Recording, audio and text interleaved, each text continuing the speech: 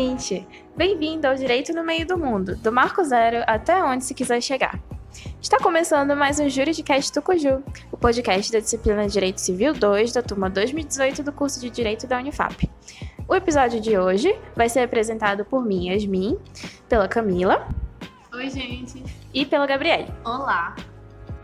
Então, gente, hoje a gente vai tentar trazer de forma bastante prática o que é a obrigação de fazer e a obrigação de não fazer. Então, a gente vai trazer exemplos para que fique esclarecido e facilite o entendimento sobre o assunto. Então, para dar continuidade, a Camila vai falar sobre o conceito de obrigação de fazer.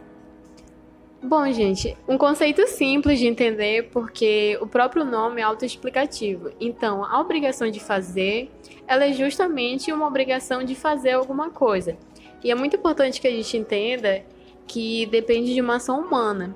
Então, é quando a gente contrata uma pessoa para cantar no casamento, essa pessoa tem a obrigação de cantar nesse casamento, ou de fazer o encanamento de uma casa. Então, é bem simples mesmo de entender o que é uma obrigação de fazer. É uma obrigação de fazer alguma coisa condicionada a uma ação humana. E ela possui duas classificações. Uma personalíssima, ou seja, exclusiva de uma pessoa, e uma obrigação que não esteja atrelada a uma só pessoa específica. Então, gente, essa obrigação fungível que a Camila comentou, ela é a obrigação personalíssima. Então, essa obrigação personalíssima é justamente a obrigação de fazer infungível. Por quê? Porque ela é insubstituível. Então, essa é justamente uma dica boa para gravar, você usar insubstituível e infungível. Infungível e insubstituível. E a fungível é justamente o contrário. É aquela obrigação que não é personalíssima, porque você pode substituir a pessoa que vai cumprir aquela obrigação por uma outra pessoa. Então, assim como a Camila explicou, e eu acabei de explicar também, a gente tem duas classificações, a fungível e a infungível. Então, um exemplo fácil para a gente diferenciar a obrigação fungível da obrigação infungível é quando a gente vai contratar um pintor. Quando a gente vai contratar um pintor, por exemplo, para pintar uma casa, pode ser qualquer pintor. Por quê? Porque qualquer pintor tem o conhecimento suficiente para saber pintar uma casa. Então, esse pintor, ele é substituível. Logo, ele vai ser classificado como fungível. Mas, por outro lado, quando a gente vai contratar um pintor para pintar uma obra de arte, por exemplo, aquele pintor é o único que vai poder assinar aquela obra, porque ela é específica com os conhecimentos que ele possui para pintar aquela obra. Então, só vai ser ele que vai poder assinar. Por isso que ele é insubstituível e a obrigação que é classificada como a dele é a obrigação infungível. E aí, nesses casos em que a gente tem essas relações estabelecidas em que uma pessoa solicita um serviço de uma outra pessoa e que ela deve prestá-lo, nos casos em que esse serviço ele não é prestado, essa obrigação não é cumprida, nós temos algumas regras, né, que o direito rege, justamente como um resguardo para aquele que contratou, né, um serviço, que solicitou, né, algum serviço, que aqui a gente pode chamar de credor, e também para não ficar ao acaso, né. E nesse sentido, nós podemos falar, né, quando o devedor, que era aquele que deveria prestar um determinado serviço, que aqui no caso é o pintor, né, que ele precisa pintar a parede ou o quadro, a gente, para classificar essas formas de descumprimento e visualizar como a gente vai atuar nesse sentido e o que o credor tem direito, a que ele tem direito, a gente precisa avaliar se o pintor, se o devedor, no caso, ele agiu com culpa ou não. E também, lembrando que essas regras, elas são classificadas conforme o tipo da obrigação, se ela foi fungível ou não.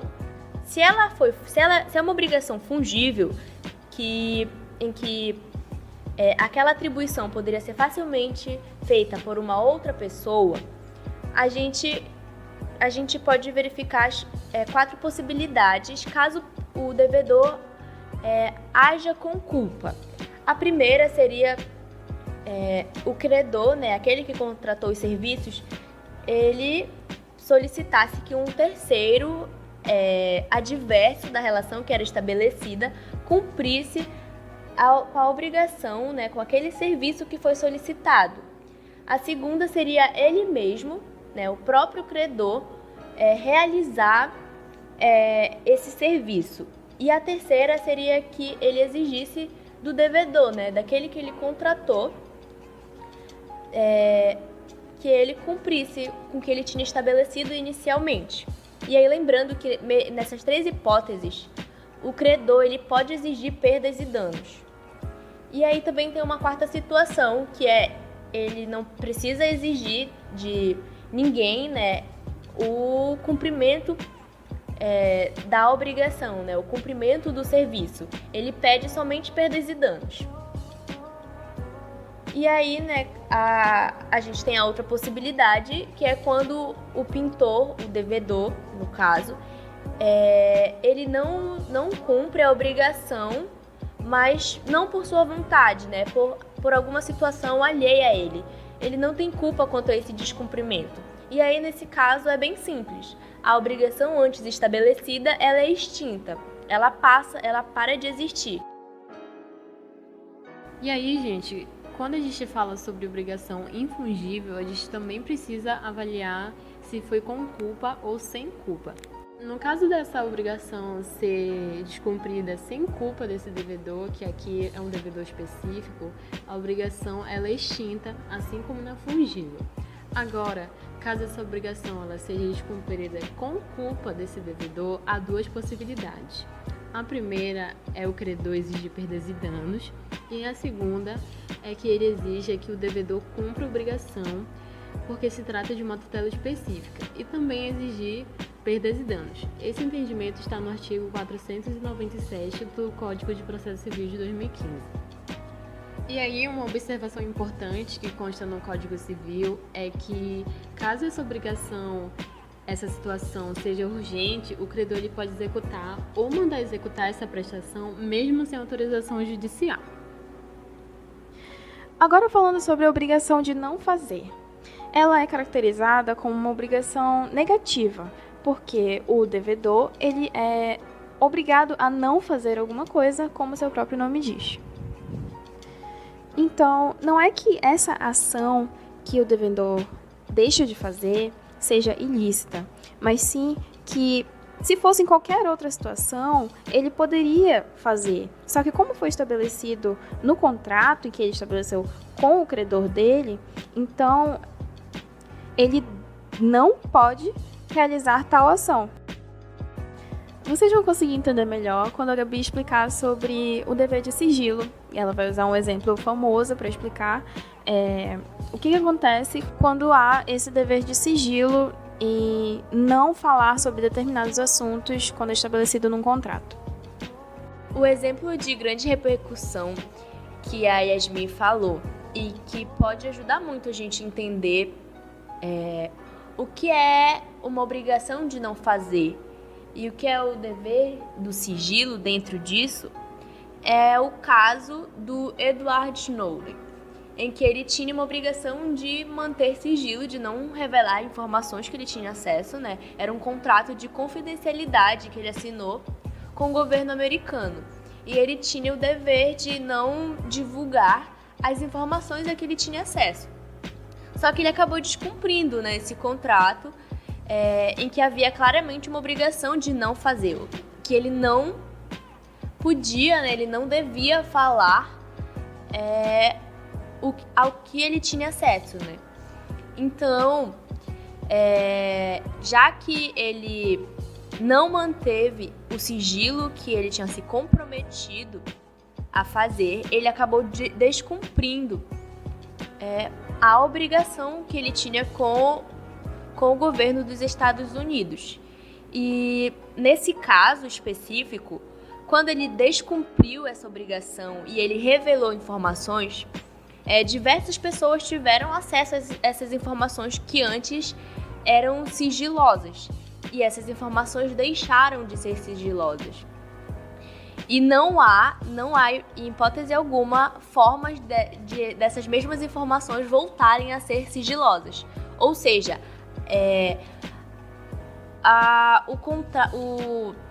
o que era estabelecido inicialmente, a relação que se tinha antes, ela não vai retornar, ela não vai voltar a acontecer.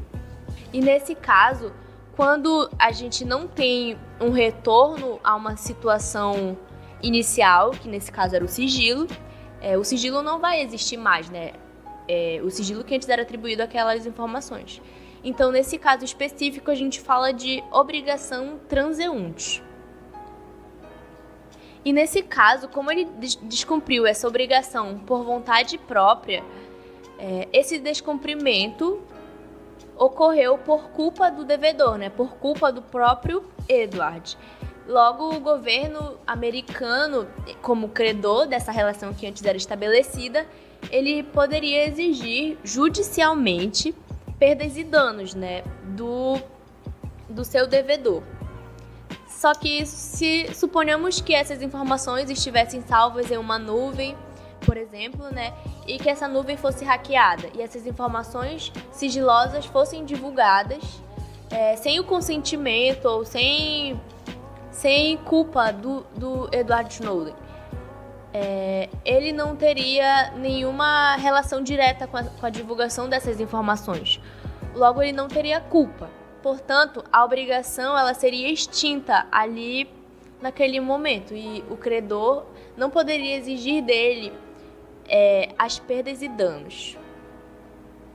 E, gente, é importante pensar que esse é só um exemplo trazido para o direito brasileiro. A gente não está falando que dentro do direito norte-americano é dessa forma. É só um exemplo para entender como é dentro do direito brasileiro. E diferentemente dessa obrigação que a Gabi falou agora, a transeunte, existe a obrigação de não fazer permanente.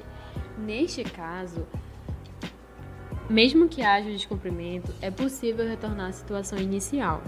E aí, um exemplo fácil de entender é quando uma pessoa aluga um apartamento. E aí, uma das cláusulas desse contrato é de não colocar nenhuma lajota nessa casa.